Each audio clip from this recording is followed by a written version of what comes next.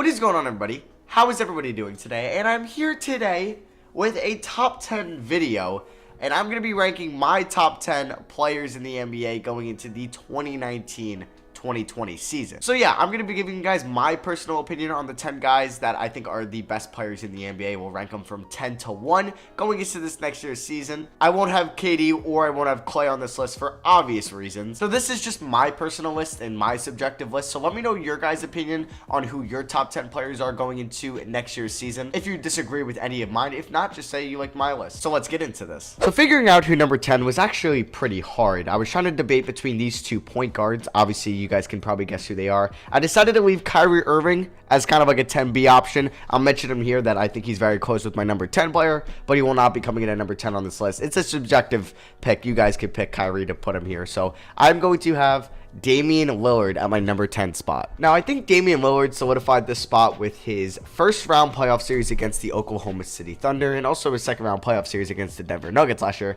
as he did knock off the Thunder in 5 games. We all know how he ended the Thunder season, and then they did beat the Denver Nuggets in 7 games, and I think that just put Damian Lillard over the edge of Kyrie Irving. He went to the Western Conference Finals, and he did it on insane efficiency. Now, Damian Lillard last year averaged north of 25 points per game, over 6.5 assists, over 4.5 rebounds. He shot 37% from 3 while also maintaining a 58% true shooting percentage. He had a VORP of 5.4, which actually placed him 7th in the NBA. He ranked 3rd in the NBA at offensive box plus minus, while also top 20 in assist percentage and PER. Now, I think Damian Lillard deserves to be on this top 10 list. I think for most people, based on his playoff performance and what he did for Portland this year, bringing them to the Western Conference Finals. Obviously, they did lose to Golden State, but they didn't go down without a fight. I think Damian Lillard comes in at number 10 on this list, and I could see him rising throughout the year. Coming in at number 9 on this list is a new member of the Los Angeles Clippers, and that is Paul George. For the first half of the NBA season last year, most people thought Paul George was the MVP. Obviously, he struggled a little bit post All-Star break as the Thunder fell down the standings, and we know what happened in the playoffs for them,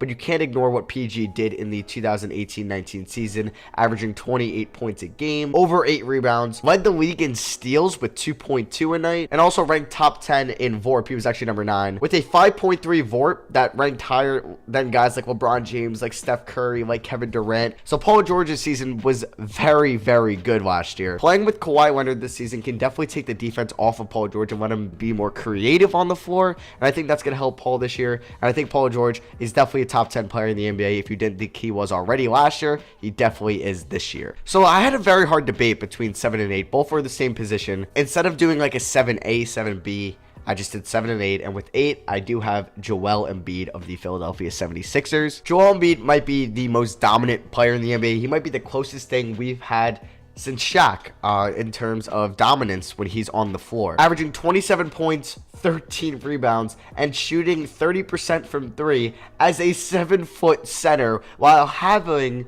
guard-like handles is just insane. I could read Embiid's stats because every single statistic is mind-blowing for him, but when you're watching him play for the Sixers, he's the rim protector, he's the defensive anchor while also being such a talented force on offense, and he's going to come in at number 8 for me on my top 10 list going into next year's season. Coming in at number 7 on my list is the other center, and that is Nikola Jokic. Nikola Jokic's age 23 season might be one of the more unique seasons from a center we've ever seen in the NBA. 20 points a game, 11 rebounds, 7.5 assists for a 7-foot center is just outright insane. Nikola Jokic's box plus minus was 9.5, ranked 3rd in the NBA. You know who's ahead of him? The 2 MVP candidates in James Harden and Giannis were the only guys with a higher BPM than him last year. Same goes with VORP as he ranked 7. Same goes with VORP as he was 3rd in the NBA with a 7.3 VORP, and James Harden and Giannis were the only guys above him. Nikola Jokic brought the Nuggets 1 game away from making it to the Western Conference Finals, and I do think that the Nuggets could end the season as a 1 seed this year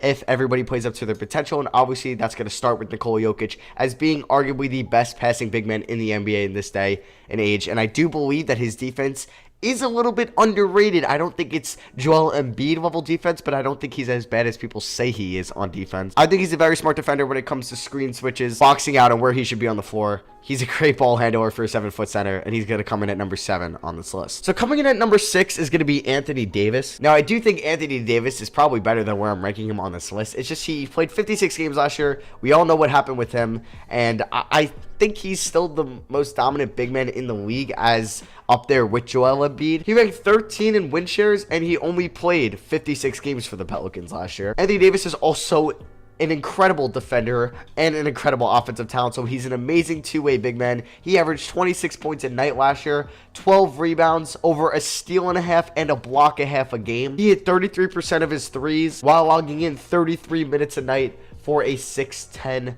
unibrow freak, and I mean freak in a good way. Anthony Davis comes in at number 6 on my list, and I think he will be higher when the season ends. Coming in at number 5 is the reigning MVP, Giannis Antetokounmpo. Now, putting the reigning MVP at 5 might be disrespectful, I know, but that just shows how good the NBA is. And putting him at 5 is no disrespect whatsoever. Being number 5 in this day and age is an incredible achievement. Giannis's MVP season, I don't even need to talk about how good it was. You guys know, 27 points a game, over 12 rebounds a night, while being such a good defensive anchor for that Milwaukee Bucks team as well. He ranks second in VORP, BPM, win shares, while having 64% true shooting percentage. His season was just insane. If you look at the advanced numbers, it just shows you how good of a season he really did have. And if you're just watching him play defense every night, you might think, okay, this guy's a top 3 defender in the league, but he's also arguably a top 10 offensive talent in the league. So yeah, Giannis is going to come in at number 5, and I think he can win MVP again next year. So you know how I just said that the advanced numbers love Giannis? Yeah, they love this guy even more. Coming in at number 4 on this list is going to be James Harden. Now, I tweeted out the other day that since 1987, 88, when MJ did this, James Harden is the only player to average 35 plus points per game in a single season, while also maintaining that on 60 plus true shooting percentage. If you rewatch Harden's offensive season last year, it might be arguably the greatest offensive season we've ever seen from a player. 36.1 points per game. That alone is insane. 7.5 assists, 6.5 rebounds, 37% from 3, on a true shooting percentage of 61%. His VORP, 9.9, highest in the NBA. His box plus minus, 11.7, highest in the NBA. His win shares, 15.2, also highest in the NBA. The advanced numbers loved Harden's season last year. The eye test obviously loved Harden last year. And if he, obviously, the reason he didn't win MVP is because basketball's a two-sided thing. James Harden is a good defender, but he's not an elite defender like Giannis was on both sides of the ball. But I still think James Harden is a top 4 player in the NBA, and I'm going to have him at number 4 on this list. So technically, I do have 2 players at 2. We are going to do a 2A and 2B because I couldn't pick between these 2 guys. So we're going to start with 2B, and that is going to be Steph Curry. What do I have to say about Steph Curry?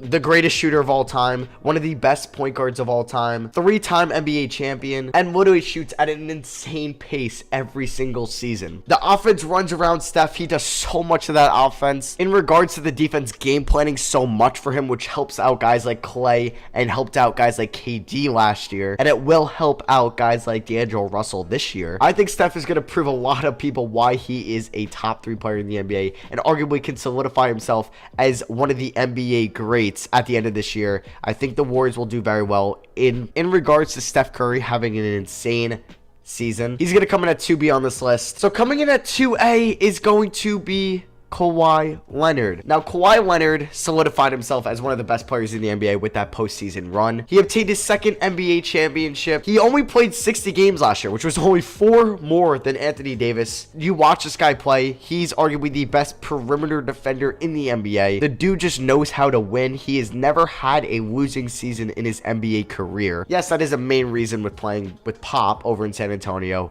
but you still can't deny how good this guy is. Personally, in my opinion, he's the best two-way player in the NBA, and I'm going to have him come in at 2A on this list. And obviously, coming in at number 1 going into the 2019-2020 season, I have LeBron James. Now, you guys know me. I'm not a LeBron stan. I don't love LeBron, and I personally thought when KD was healthy, he was the best player in the NBA, not LeBron. But with KD being hurt next year, I think the crown should go back to LeBron. In his age 34 season, he put up north of 27 points a game, 8 rebounds, and 8 assists. What other 34-year-old do you know that could do stuff like this? Personally, I don't think LeBron will be number 1 on this list by the end of this year. He might not even be number 1 on this list come December. But I think going into the season, you got to give the respect to LeBron and have him in at your number 1 spot. So yeah, that is going to be it for me. I hope you guys enjoyed the video. Obviously, this is my list. This is my opinion, so this is all subjective. So let me know in the comments who you guys have as your top 10 if you don't agree with me. And yeah, that's gonna be my top 10 list. I'm gonna have a lot more lists coming in the future. I did get a new mic, so I think it sounds a lot better. So yeah, thank you all for watching. I love you guys, and I'll see you guys next video. Peace.